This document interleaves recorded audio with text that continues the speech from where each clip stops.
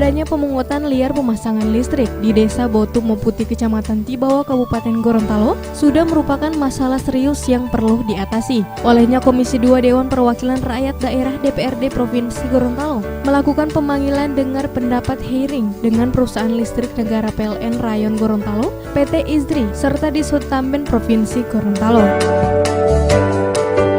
Dalam rapat dengar pendapat tersebut, Komisi 2 DPRD Provinsi Gorontalo meminta klarifikasi dan pertanggungjawaban pihak PLN PT IZRI selaku pihak penanggung jawab serta Dishub Tamben Provinsi Gorontalo sebelum makin banyak kerugian dan keresahan masyarakat.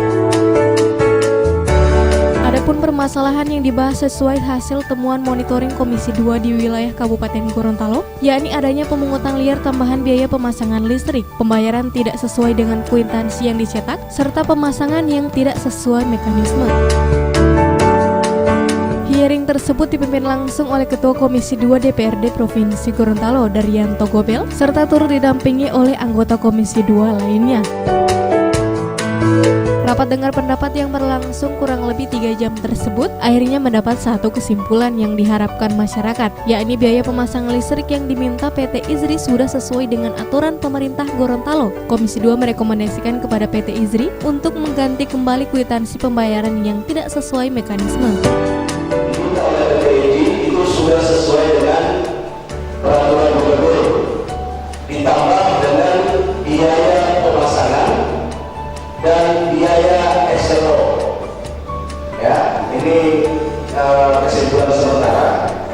Yang kedua terkait dengan kwitansi pembayaran dari pihak pelanggan kepada PT IZRI, rekomendasi dari Komisi 2 agar menggantikan kembali, ya.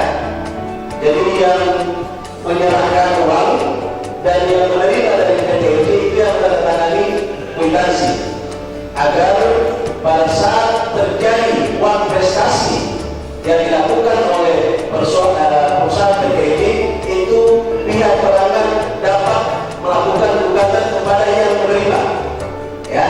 Jadi komunikasi, ya.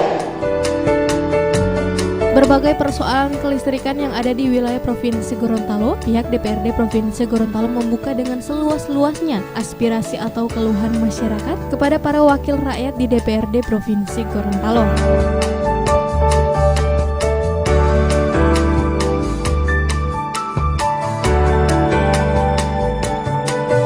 Tim Liputan Advertorial Mimosa TV.